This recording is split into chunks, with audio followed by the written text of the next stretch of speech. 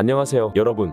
오늘 우리는 고대 신화의 신비로운 세계부터 현대 과학의 놀라운 발견까지 인류의 기원과 진화에 대한 이야기를 함께 알아볼 거예요. 과연 우리는 어디서 왔을까요? 고대 신들의 이야기는 진실일까요? 아니면 과학의 눈으로 본 진화의 결과일까요?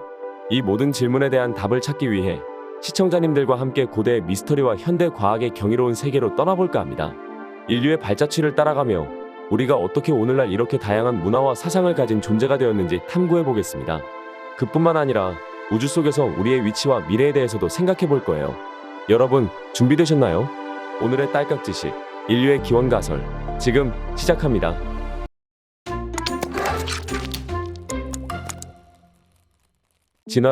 진화론은 인류의 역사를 이해하는 데 있어 가장 중요한 이론 중 하나입니다. 이 이론은 찰스 다윈과 알프레드 러셀 월레스에 의해 제안되었는데요. 자연 선택의 원리를 통해 우리가 오늘날 볼 수 있는 생물 다양성이 어떻게 형성되었는지 설명합니다. 이 이론은 생물들이 환경에 적응하며 점차 변화한다고 주장합니다. 이러한 변화는 유리한 유전적 특성이 세대를 거쳐 누적되면서 이루어집니다. 다윈의 종의 기원이라는 저작은 이러한 생각을 대중에게 널리 알렸죠. 인류도 이러한 진화의 과정을 거쳤습니다. 최초의 인류는 아프리카에서 약 200만 년 전에 등장했으며 호모 하빌리스에서 시작해 현재의 호모 사피엔스에 이르기까지 우리 종은 지속적으로 변화해왔습니다. 이 과정은 뼈, 도구, 그리고 화석 기록을 통해 잘 문서화되어 있어 이를 통해 우리는 인류의 발자취를 따라갈 수 있습니다. 과연 우리가 알고 있는 진화론의 이야기는 모든 것을 말해주고 있는 걸까요? 창조론은 인류의 기원을 설명하는 데 있어 종교적 관점을 제공합니다. 세계의 주요 종교들, 특히 유대교, 기독교, 이슬람교에서 중요한 역할을 합니다. 창조론은 신이 우주와 생명, 그리고 인간을 직접 창조했다는 믿음을 기반으로 합니다. 예를 들어 기독교 성경의 창세기에 따르면 신은 6일 동안 세상과 그 안의 모든 생명체를 창조했으며 7일째에는 휴식을 취했다고 기록되어 있습니다. 이러한 창조 이야기는 문화와 지역에 따라 다양한 형태로 존재합니다. 창조론은 과학적 방법과 이론으로 설명되지 않는 신의 존재와 작용을 강조합니다. 하지만 이는 과학적 진화론과 대비되는 부분이 많아 종종 논란의 대상이 되기도 합니다. 세계 곳곳의 다양한 문화와 종교에서는 각기 다른 창조 신화를 가지고 있으며 이러한 신화들은 그들의 세계관과 인간에 대한 이해를 형성하는 데 기여합니다. 창조론이 과학적 사실과 다르다 하더라도 그것은 인간의 정신적, 문화적 발달에 중요한 역할을 했습니다. 그렇다면 과연 창조론이 제시하는 인류 기원의 이야기는 우리에게 어떤 새로운 시각을 제공할 수 있을까요? 지적 설계란 무엇일까요? 이 이론은 우리 주변의 복잡한 생명체들이 단순한 우연의 산물이 아니라 어떤 지적 존재에 의해 설계되었다는 생각을 제시합니다. 이 주장은 전통적인 진화론과는 대조적이죠. 지적 설계 이론의 지지자들은 생명체의 복잡한 구조와 정교한 기능이 자연 선택만으로는 설명이 부족하다고 주장합니다. 예를 들어 눈의 구조나 DNA의 복잡한 정보는 무작위적인 진화 과정보다는 설계된 것처럼 보인다는 겁니다. 비록 이 이론이 과학계에서는 큰 지지를 받지 못하고 있으나 철학적, 종교적 관점에서는 중요한 논의를 제공합니다. 생명의 기원에 대한 이러한 다른 시각은 우리가 자연을 바라보는 방식에 새로운 차원을 더합니다. 여러분은 어떻게 생각하시나요?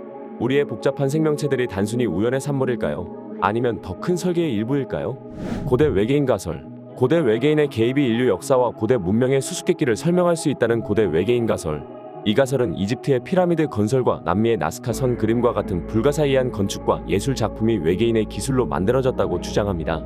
고대 문명이 단순한 인간의 노력으로는 설명하기 어려운 고도의 기술과 지식을 보유했다는 이 가설은 전통적인 고고학, 역사학과는 상당한 차이를 보입니다. 비록 과학적 증거는 부족하지만 대중문화에서 많은 관심을 끌고 있습니다. 고대 외계인의 존재가 인류의 역사 이해에 새로운 차원을 추가할 수 있다는 이 관점은 상상력을 자극합니다. 우리의 과거에 외계인의 손길이 있었을까요? 우리가 알고 있는 역사가 전부일까요?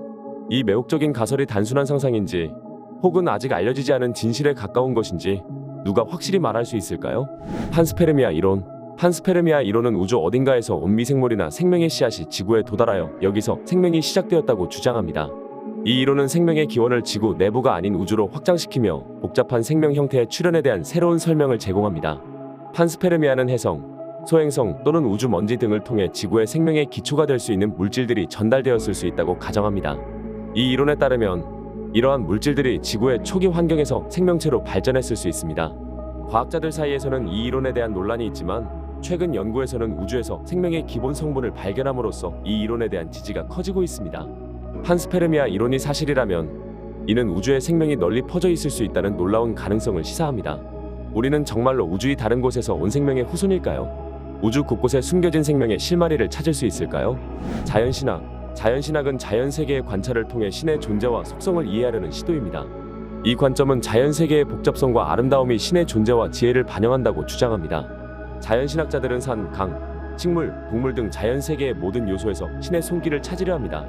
이러한 접근은 과학과 종교가 서로 대립하는 것이 아니라 상호 보완적일 수 있다는 가능성을 제시합니다. 예를 들어 생명체의 복잡한 구조나 우주의 섬세한 조정은 단순히 자연 현상이 아니라 신의 설계와 지혜를 반영하는 것으로 해석될 수 있습니다. 자연신학은 과학적 발견을 통해 종교적 신념을 강화하는 방법으로 사용될 수 있으며 종교와 과학의 조화를 추구하는 많은 사람들에게 흥미로운 관점을 제공합니다. 그러나 이 접근은 과학적 설명과 종교적 해석 사이의 경계를 흐릴 수도 있습니다. 자연 세계의 모든 아름다움과 질서가 실제로 신의 존재를 증명하는 것일까요? 혹은 단지 우리가 세계를 이해하려는 한 방식일 뿐일까요? 혼합이론. 인류의 기원에 대한 혼합이론은 진화, 신의 개입, 그리고 다른 요소들이 복합적으로 작용했다는 생각을 제시합니다. 이 이론은 인간이 순수한 진화의 산물만은 아니며 어떤 형태의 신적 개입이나 다른 외부 영향이 있었을 수 있다고 가정합니다. 예를 들어 인간의 의식, 창의력, 그리고 복잡한 사회 구조는 단순한 생물학적 진화로만 설명하기 어렵다는 주장입니다. 혼합이론은 과학과 종교, 철학 등 여러 분야의 관점을 통합하여 인류의 복잡한 기원을 설명하려 합니다. 이 이론은 인간의 독특한 특성들이 우연한 진화의 결과인지 아니면 더 큰 존재나 다른 현상의 영향을 받았는지에 대한 흥미로운 논의를 제공합니다. 과학적 증거와 종교적 믿음 사이에서 인류의 기원을 탐구하는 이 이론은 우리가 누구인지, 어디서 왔는지에 대한 근본적인 질문을 던집니다. 우리의 존재는 단순한 우연의 산물일까요? 아니면 더 큰 우주적 계획의 일부일까요? 문화적 창조 신화. 전 세계의 문화들은 각자 독특한 창조 신화를 가지고 있습니다. 이러한 문화적 창조 신화는 각 문화가 인간과 세계의 기원을 어떻게 이해하고 설명하는지를 보여줍니다. 예를 들어 한국의 단군 신화는 곰과 호랑이가 사람이 되어 단군 왕검을 낳는 이야기로 천지 개벽과 인간의 기원을 설명합니다. 이 신화는 한국 문화와 정체성의 깊은 뿌리를 반영하며 역사와 전통에 중요한 영향을 미쳤습니다. 그리스 신화에서는 신들이 세계를 창조했다고 믿어지며 북유럽 신화에서는 거인과 신들의 투쟁 속에서 세계가 탄생했다고 합니다. 이 신화들은 각 문화의 초기 역사와 사회적 가치를 반영하는 중요한 요소입니다. 호주 원주민의 꿈의 시간 신화는 조상들이 세계를 여행하며 형태와 생명을 부여했다고 전합니다. 이러한 신화들은 각 문화의 세계관, 가치관, 그리고 사회 구조를 반영합니다. 이 신화들은 단순한 이야기일까요? 아니면 우리가 세계를 이해하는 데 중요한 역할을 하는 근본적인 진실을 담고 있을까요? 유전적 다양성과 인류 진화. 인류의 유전학 연구는 전 세계 인구의 놀라운 다양성을 밝혀냈습니다. 이 유전적 다양성과 인류 진화는 우리가 다양한 환경에 적응하면서 진화한 결과입니다. 유전학자들은 DNA 분석을 통해 인간 집단 간의 유전적 차이를 연구하고 있습니다. 이 연구는 인류가 아프리카에서 시작하여 전 세계로 퍼져나간 이주의 역사를 밝혀줍니다. 유전적 마커는 오랜 시간에 걸쳐 발생한 돌연 변이를 추적하며 이를 통해 인류의 이동 경로와 생존 전략을 이해할 수 있습니다. 이러한 유전적 다양성은 인류가 서로 다른 기후와 환경 조건에 어떻게 적응해왔는지를 보여주며 질병에 대한 저항력 발달과 같은 생존의 중요한 특성의 기원을 설명합니다. 우리는 이 다양성을 통해 인류가 어떻게 지구의 다양한 지역에서 번성할 수 있었는지를 볼 수 있습니다. 과연 이 유전적 다양성은 우리가 생각하는 것보다 더 많은 비밀을 숨기고 있을까요? 인류의 진화는 아직도 계속되고 있는 걸까요? 시뮬레이션 이론. 시뮬레이션 이론은 우리가 경험하는 현실이 사실은 고도로 발전한 문명에 의해 생성된 시뮬레이션이라는 가설을 제시합니다. 이 이론은 기술적 진보가 어느 정도에 이르면 현실을 거의 완벽하게 모방하는 가상 현실을 만들 수 있다고 가정합니다. 만약 이 가정이 사실이라면 우리는 그러한 시뮬레이션의 일부일 가능성이 있습니다. 이 가설은 영화 매트릭스와 인셉션 같은 작품에서도 다뤄지며 대중적인 관심을 불러일으켰습니다. 이러한 생각은 철학적으로 깊은 의문을 제기하며 현실의 본질과 인식에 대한 논의를 촉발시킵니다. 일부 과학자와 철학자들은 우리가 경험하는 현실이 시뮬레이션의 한 형태일 수 있다는 증거를 찾기 위해 노력하고 있습니다. 이 이론은 물리학, 컴퓨터 과학, 그리고 철학의 경계를 허물며 우리의 존재와 우주에 대한 이해를 재정의할 수 있는 가능성을 제시합니다. 그렇다면 우리는 정말로 시뮬레이션 안에 살고 있는 걸까요? 혹은 이 모든 것은 단순한 공상일 뿐일까요? 오늘 우리가 함께한 인류의 기원과 진화에 관한 여정은 여러분에게 어떤 새로운 생각을 불러일으켰나요? 고대 신화부터 현대 과학까지 우리의 역사는 끝없이 흥미로운 이야기로 가득 차 있습니다. 오늘 우리가 함께 탐험한 인류의 기원 이야기, 마치 우주의 미세한 씨앗에서 시작된 것처럼, 그리고 시뮬레이션 이론처럼 지금 이 순간 하나하나가 여러분과 함께 성장하는 장면 중 하나라고 생각합니다. 여러분의 구독, 좋아요, 그리고 댓글이 이 채널의 씨앗을 키우는 데 큰 힘이 됩니다. 우리의 채널이 성장하면 어떤 좋은 영향력을 세상에 뿌리내릴지 기대되지 않으세요? 다음은 더 흥미로운 주제로 찾아오겠습니다. 시청해 주셔서 감사합니다.